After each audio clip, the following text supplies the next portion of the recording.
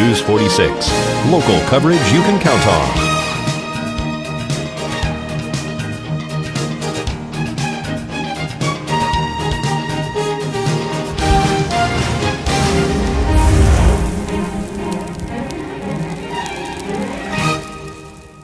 At Healthcare Partners Medical Group, our mission is to provide the highest quality of healthcare to each and every patient. With 5 locations in Pahrump, we are local doctors you know and trust. We want to thank you for choosing us. Quality care starts here. Twisted Sisters and Secret Sisters consignment shops would like to remind you that we have a variety of items from furniture to clothing at affordable prices. We're located across from the post office and we would love to show you around. So please come over and visit the sisters today. You won't be disappointed. Pahrump's most watched and #1 media source for local news and weather with Deanna O'Donnell. Welcome to News 46's Week in Review, your #1 source for local news. I'm Deanna O'Donnell. And I'm Zach Fuentes for News 46. A 2-vehicle accident occurred last Friday night on Highway 372 in Red Butte. Tonight's accident report is brought to you by Stovall & Associates. Don't expect insurance companies to have your best interest in mind. Stovall & Associates cares. Let us help you if you have been involved in an accident.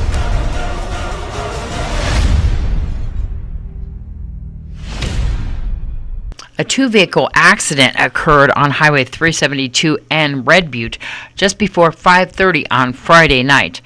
Pahrump Valley Fire and Rescue, Nye County Sheriff's deputies, and Nevada Highway Patrol all arrived on scene to find one vehicle in the middle of the roadway, the other vehicle approximately 25 to 50 foot off the roadway. It appears that the van went off the roadway after this T-bone collision occurred.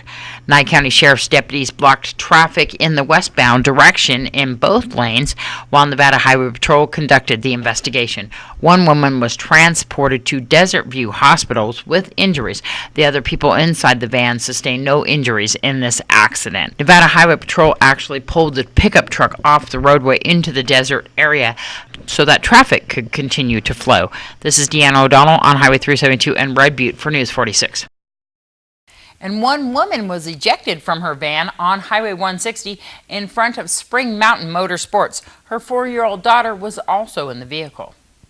We were dispatched with a report of an accident thought to be a rollover. Actually, what we had was the vehicle left the roadway, went into a drainage ditch or a culvert running alongside the roadway. Appeared to have some sustained speed, had a high impact to the front end. One of the individuals in the vehicle was claimed to have been ejected. As a precautionary measure, due to the injuries we observed, we called Mercy Air. That person was flighted from the scene.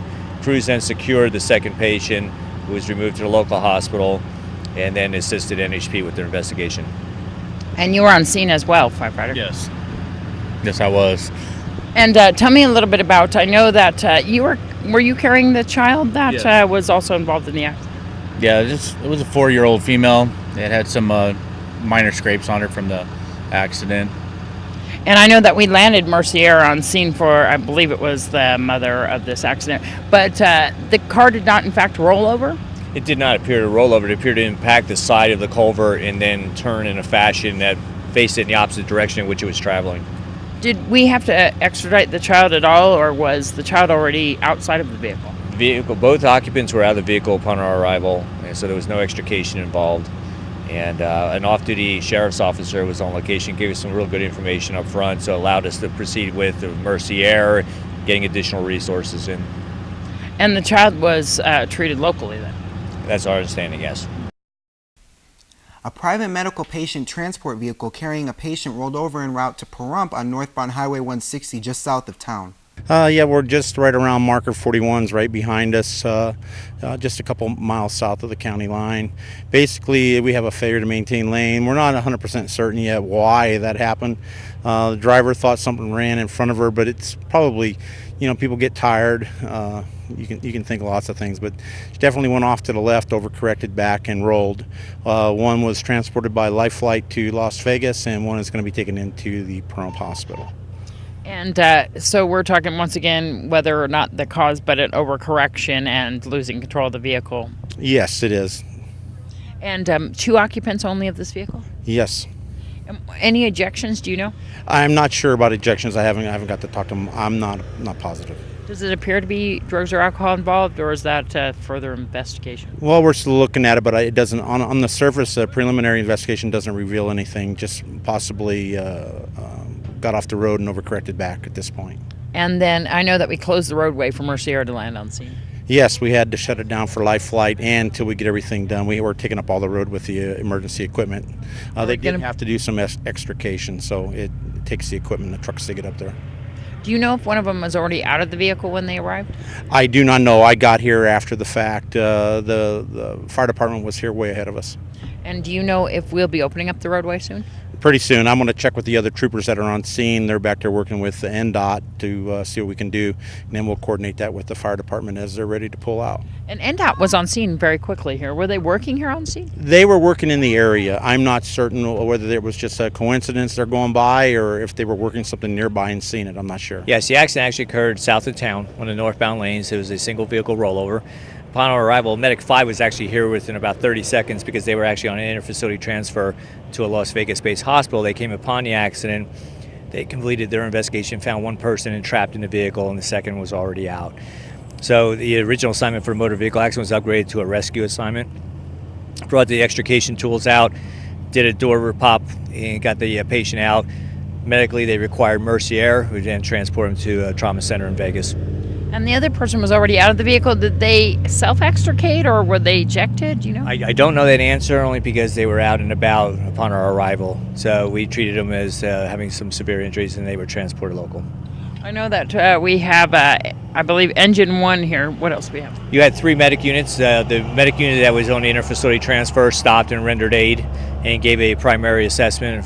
And then it was followed by 2 additional medic units, myself and the rescue engine.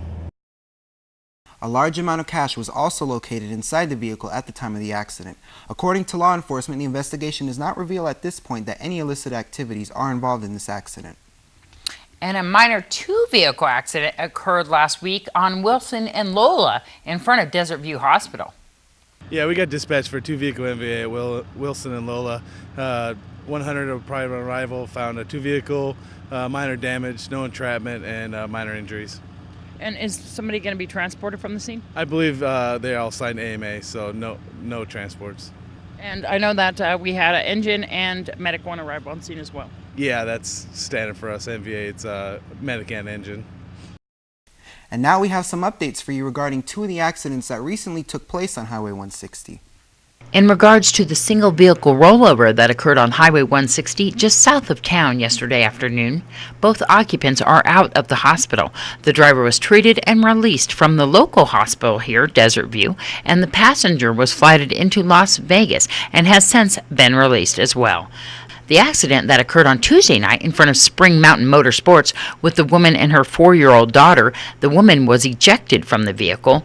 The daughter only sustained minor injuries. The mother and driver of the vehicle is still in the hospital in Las Vegas and is listed in critical condition. This is Deanna O'Donnell for News 46. Deputies arrested 3 suspects on Mesquite for various charges. Last night, Nye County Sheriff's deputies responded to a report of a disturbance at 3720 West Mesquite at approximately 6:30. Neighbors in the area were confronting 3 suspects, Chrisma and Lynn Garcia and Brian Bostain, because they believed they had stolen their personal property from within their homes. A search of the residence belonging to the suspects revealed several of the stolen items from the victim's residence. Also during the search, it was located methamphetamine, prescription medication not belonging to the suspects, hypodermic devices, and other drug paraphernalia. Also was located a short-barreled shotgun. It was also identified that Charisma Garcia was a convicted felon prior, adding an additional charge for that. Investigation also revealed that all 3 suspects had used methamphetamine. All 3 suspects were transported to the Nye County Sheriff's Office Detention Center and were booked for the following charges, which includes grand larceny, burglary, possession of a controlled substance under the influence of a controlled substance, conspiracy to commit a crime, possession of methamphetamine, possession of that short-barreled shotgun, habitual criminal and ex-felon in possession of a firearm, as well as possession of a hypodermic device and drug paraphernalia. This is Deanna O'Donnell for News 46. A guilty plea agreement was entered for Donner stabbing defendant Michael Maxwell Jr. The agreement does not admit to the murder and attempted murder of Michael Frazier and Antoinette Bell, the one of 6 defendants involved in this case, including his wife.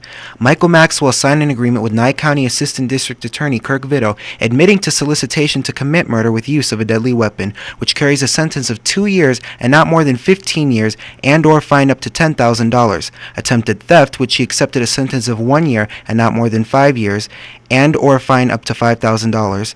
Unlawful use of a controlled substance, he was sentenced to 1 year and not more than 4 years, and/or fine up to $5,000. And theft of electricity, which brings Maxwell a sentence of 1 year and not more than 5 years, and/or a fine of up to $10,000. Mr. Vitto has stated that Maxwell looks to be facing approximately 30 years in prison. This is Zach Fuentes for News 46. William Tidmarsh, the former Nye County Sheriff's deputy, won't get a chance to face his accuser until October. This is because a mistrial was declared in court this past week. The former deputy is facing 3 misdemeanor charges stemming from a February 8, 2009 incident in which a drunk female passenger that he was transporting home from a local bar later told investigators she was groped by him. Tidmarsh was arrested and later fired from his job. District Court Judge Kimberly Wonker decided to dismiss the jury pool and declare a mistrial. She heard from a potential juror and a witness that the potential juror told others in the jury pool that he distrusted police officers. He also admitted that he had done his own research on the case before the second day of jury selection. I'm Deanna O'Donnell for News 46. Well, we still have more to come with News 46's News and Review, so keep it here. Pahrum's most watched and #1 media source for local news and weather with Deanna O'Donnell. Welcome back to News 46. The VIP party at the Prump Nugget was one place in town where patrons partied the night away. At the Stage Bar, you could almost dance the entire weekend away. They also had a balloon drop at the stroke of midnight and enjoyed champagne and greeted 2012 in with style. It looks as though the party will be expanding next year when the acquisition of Terriblestown and Terrible's Lakeside is completed by Golden Gaming, who also owns the Prump Nugget. Hi everyone, Happy New Year. Coming to you from the Nugget, Jeff and Jeremy. We're here at our New Year's Eve VIP event. We have 250 guests here tonight. Everyone's having a great time. We got two great bands in tonight. Jeff, what's the entertainment tonight? We got the Sound of the Fortunes and we have the Wonder Boogie Band till 2 o'clock in the morning. I'm running the interview here. I'm going to do a part-time next year. Anyway, we want to thank you all for a wonderful year. We look forward to 2012. And just really, it's great to be back in Prump this year, and it's wonderful seeing everyone again. And we look forward to a healthy 2012. Come on down and have some fun and enjoy. We look forward to 2012. The community's been such a great support this year. Hopefully the Nugget, we're going to go ahead and maintain that support back to the community. Guys, come on down. If we need it, we can help you with anything. Please let us know. And of course, we're looking forward to the acquisition of Terrible's Lakeside and T-Town by Golden Gaming. Of course, we'll keep you posted on that. For any more information that you need on the Prump Nugget, you can give them a call at 751-6500 or go to prumpnugget.com. And of course, here on News 46, we run all the events that happen at the Prump Nugget. We will be every Friday in the upcoming year. We're wishing you the best. This is Deanna O'Donnell at the Prump Nugget for News 46. The band Blazing Moon rung in the new year at Wolfie's. Happy New Year, everyone. We are at Wolfie's. We got Blazing Moon playing. You can probably hear him in the background.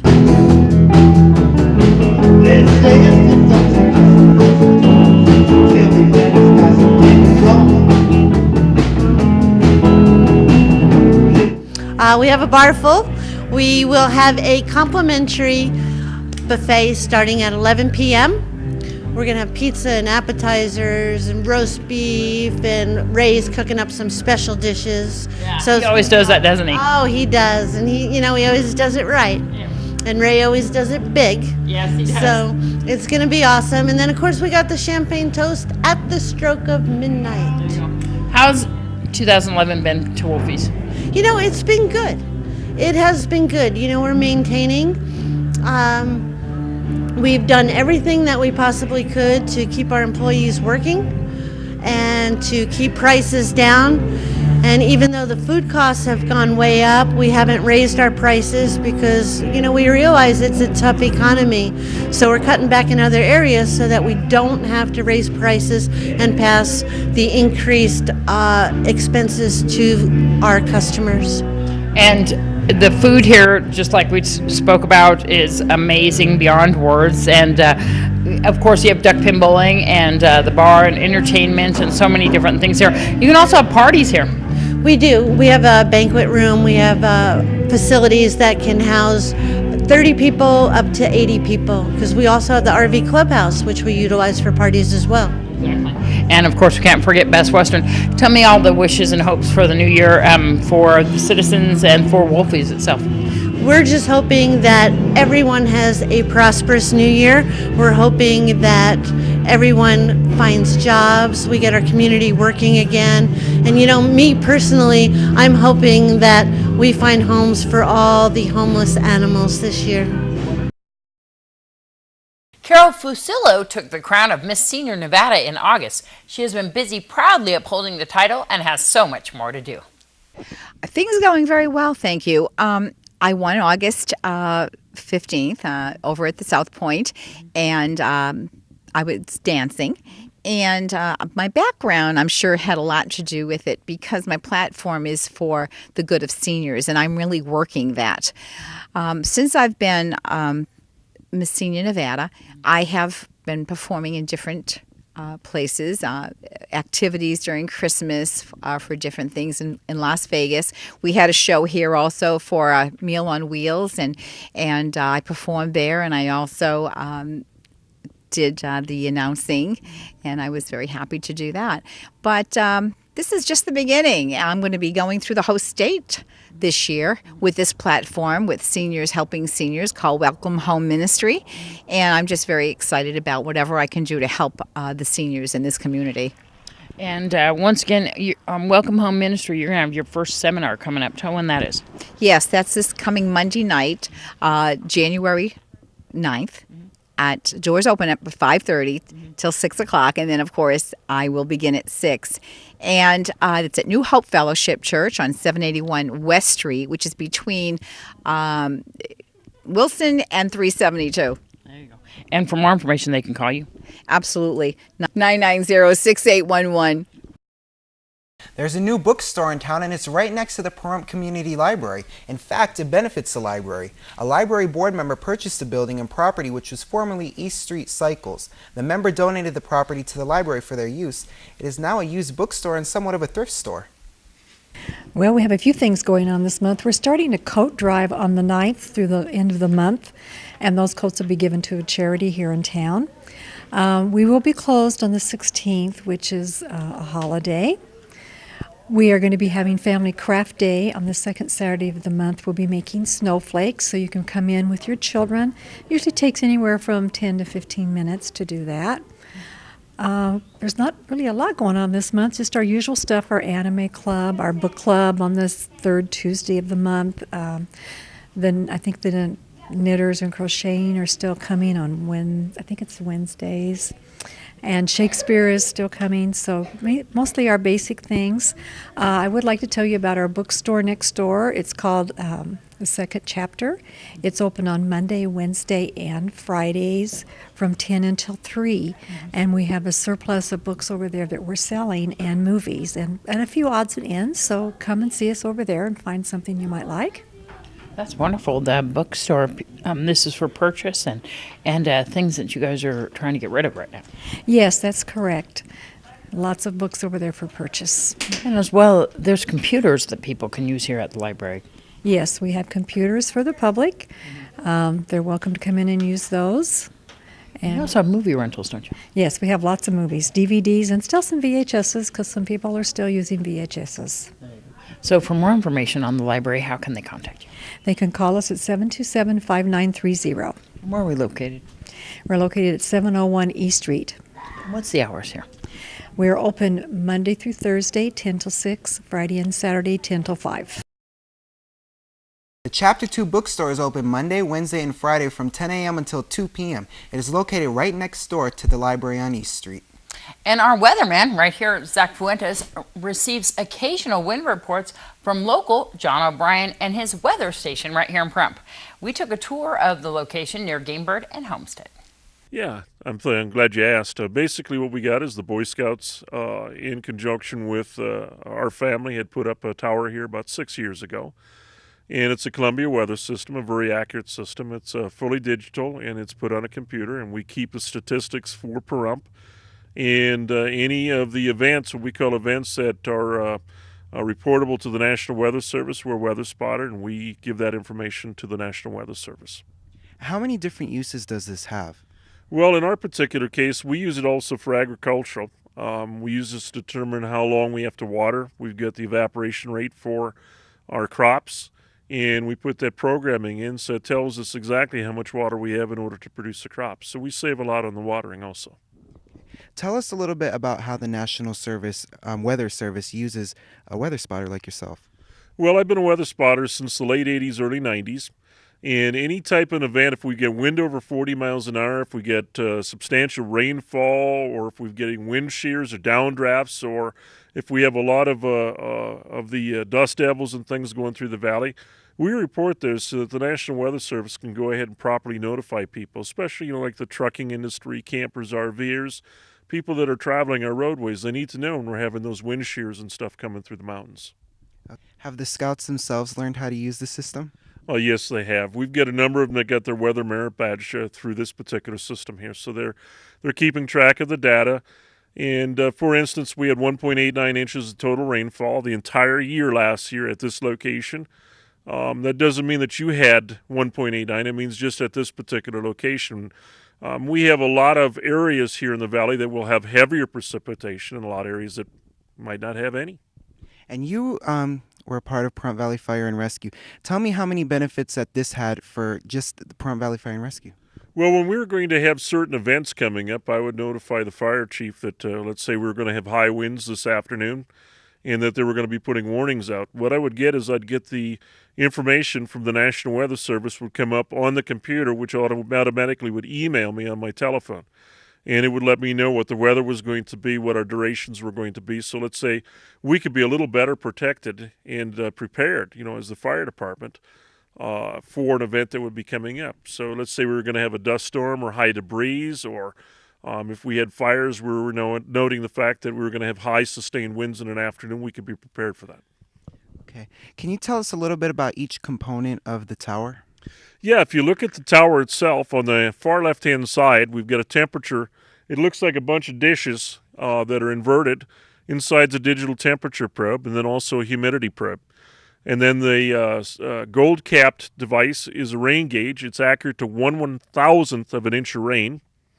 And then there's a little solar collector. It looks like a little cup that's sitting there. And that tells us how much solar radiation we have. In the very top of the tower, if you go all the way up to the top, we've got the actual wind speed. It's a diamond crystal setting up on top, very, very accurate, very expensive.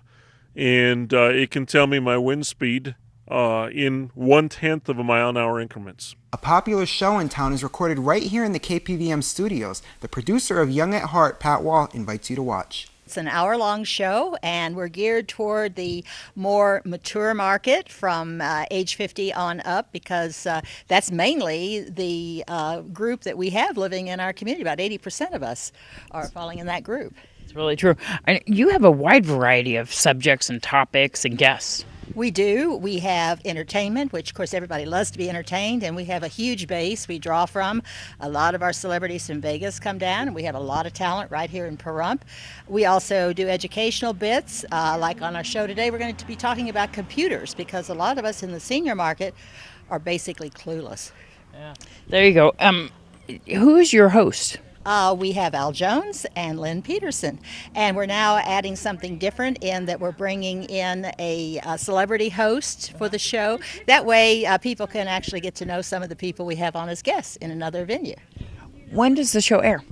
We run on Tuesdays at 6 p.m. on 46.3. That's our senior network. And then we also run the next day on the channel 41, I believe it is. And that would be from 11 until noon. And then the following Monday from 1 until 2. Can you also watch it on the web? Absolutely. Yes, and also on YouTube. In fact, we hear from people all over the world, and that's exciting. It is exciting. What a great show, and I know that you're the producer and you have so much experience in producing programs like this. I do, 57 years, as a matter of fact, going on 58 years. Of course, I was unborn when I started, you have to understand me. But I love what I do. I love 41. In fact, I was the very first employee. I've been with this company 15 years. And more with News 46's News in Review when we return. Don't go nowhere. Pahrum's most watched and #1 media source for local news and weather with Deanna O'Donnell. On Tuesday, January 10th, the Nevada Department of Transportation and its partners will conduct the first bridge slide in state history. The bridge move is part of the I-15 West Mesquite Interchange project, which is designed to improve connectivity on this stretch of the interstate. The project features accelerated bridge construction, a technology used to speed the process of replacing old bridges. It shaves 6 months off the normal construction time for a bridge.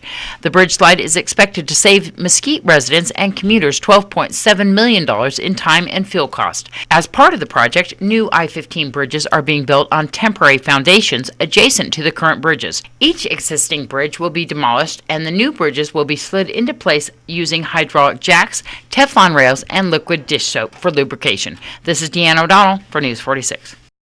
The entire process, including demolition, will take 56 hours for each bridge, during which time I-15 traffic will be diverted via on and off ramps. By using ABC technology, I-15 traffic will be able to flow in both directions throughout the project, greatly reducing any traffic delays. Wow, that's going to be amazing. It definitely will. That project, amazing. Everyone wishes they had a friend to fix their computer when problems arise, and they will arise. But if you need someone to call, Let's Talk Graphics might be the right call for you. Computer repair and graphics, database development, website development, IT work, and also information security. Let's Talk Graphics is kind of popular out here in Pahrump. People can call you for all these different types of things. Is this your own business? This is my own business, yes. I live here locally. I've been living in Pahrump for about 11 years. I've been in business for about 3 years and have a number of clients around the town here. I try to keep my business local. Tell me some of the things that people would be calling you for. What's a common phone call? My computer doesn't work anymore. It was working fine last night, but went to turn it on this morning and no power. Or I need a website for my business, or I need a database to track information. What does typically a service call cost? It depends on the amount of time that I have to put into it, but a diagnostic fees, the amount it would take for me to come out, look at the computer or the problem, and make a decision as to the ultimate resolution to it is $45. What about upgrades? Upgrades, absolutely. If a person wants to upgrade their computer, video card, hard drive, operating system, any number of items that can be done to upgrade a computer, I will do that. Would people call you to evaluate what type of computer they should purchase and to see what would best fit them? Absolutely, yeah. I do receive those calls quite often. Somebody that has a 3 or 4 year old computer wants to replace it, wants to know, hey, is this salvageable at all, or do I need to go with something completely new? Mm-hmm. And tell me a little bit about, do you go to their home? Do they bring you their computers? Do you have a location? Actually, great question. I actually do go to the client location. It's best to see their environment firsthand. That way I can make a determination as to what kind of computers they might need, or if they have a network. Obviously I wouldn't be able to duplicate the network, and if there's network problems, I need to be on site. What's the graphic portion about? Tell me a little bit about that. The whole business actually started 3 years ago as just strictly website development, but because I have 25 years experience with computers doing just about everything possibly imaginable, there are a lot of people out here that have computers that need to have computer repair jobs. So I've just added that to the list of things that I do. So how can a person contact you? By phone or by email. By phone, it's area code 775, of course, 513-1402. And if by email, Shane@letstalkgraphics.com. Dr. Skinner has been walking for years, and he walks to bring awareness to thousands of hospice programs all over the country. The last time he passed through Pahrump was 23 years ago. We didn't even have a hospice here back then. We're here at the Prump Family Winery, and we ran into Dr. Colin Skinner, who is walking for hospice, as well as Shelley Hepler from Nathan Adelson Hospice. We're going to tell you about Dr. Skinner's journey. I'm walking across the country. I've walked from North Dakota to here about 2,200 miles, and I'm going through to San Francisco. I've done the journey before, so when I get to San Francisco, it'll be about 12,000 miles I will have walked altogether. And what I'm doing, I'm visiting hospices on the journey, and the message I'm trying to spread is that hospices are there to help people with serious illness, but to say that hospices need help too, that they need volunteers and support from their local community to help people with serious illnesses and to help as many people as they can. So that's the message I'm spreading as I go across the country. And I know that we have Shelley Hepler here from Nathan Adelson Hospice. Are you visiting the hospices on your journey? Yep, I visited Nathan Adelson Hospice back in Las Vegas, and now I'm in Pahrump. Now, I was here 23 years ago, and there wasn't a hospice here then, but there is now, and so it was great to arrive here today and see that there is a hospice group here with nurses and volunteers and chaplains and other people trying to help people with serious illnesses. And I think there's about 89 patients that you're taking care of, which is wonderful. So 23 years ago there wasn't a hospice here. There is. You were walking through 23 years ago. Yeah, I came through 23 years ago. 23 years ago, I stayed in a motel in Pahrump and then headed off through Death Valley. And but now I'm visiting the hospice here and seeing what they're up to. Not only a hospice, but a very active hospice and a very active community who really supports the hospice here, and hopefully we'll be getting our own hospice building soon. Inpatient unit, yes. We're so fortunate to have the wonderful community of Pahrump and Amargosa and Crystal that help Nathan Adelson Hospice, not only through our volunteers that come and help with the patients, but through our staff who are your friends and family, that we live here in the community and we love it, and we could not do it without your support and with everybody in the community that helps us each and every day. Why did you personally decide to do this? I used to work as an orderly in a hospital back in England back in the 1980s, and when I was there I saw people who were away from their friends and families who weren't getting the best possible care, and seeing what they went through, maybe want to do a journey across Britain and America and to try and use to walk and meet as many people as I could and try and get them to support hospices to give people the best quality of care that they can have and to make people's lives as good as they can be. You and yourself as a physician, where do you practice? I'm not a physician as such. I've got a PhD in molecular biology, so I used to do genetic research, and but I've stopped that now. And when I get back to England, I'll be working on conservation projects, improving green areas around where we live. So I used to be a genetic a genetic researcher, but I've stopped that now. Where can people find out more about your journey? Do you have a website? Yep, I'm writing for the National Hospice Foundation, and people can Google my name, Colin Skinner Hospice, and find out details about me, or they can go to the National Hospice Foundation website, which is nationalhospicefoundation.org/Colin, and that will take them to my blog about what's happening on the journey. And what a moving statement that Dr. Skinner is making, taking a journey for hospice. And the journey through life can be so much more comfortable if you would give Nathan Adelson Hospice a call when you need them, and also help donate and volunteer. This is Deanna O'Donnell for News 46. If you want more information on Nathan Adelson Hospice, call 751-6700. Lear Dante has been singing since she was a child. Well, she still is a child. You can catch her performance right here on our show, which we talked about earlier, Young at Heart, and coming soon to Las Vegas. Yes, absolutely. I've been singing since I was 10 professionally, and I started singing when I was 4, just to play around, but I started really when I was 10 professionally with performances everywhere around Vegas, in and out of town. From the sound from deep within, it's only beginning to find relief. Oh, the time has come for my dreams to be heard. They will not be pushed aside or turned into your own, all 'cause you won't listen.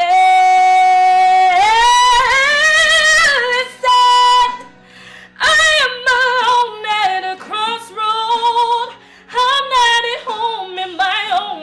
I'm 15 now.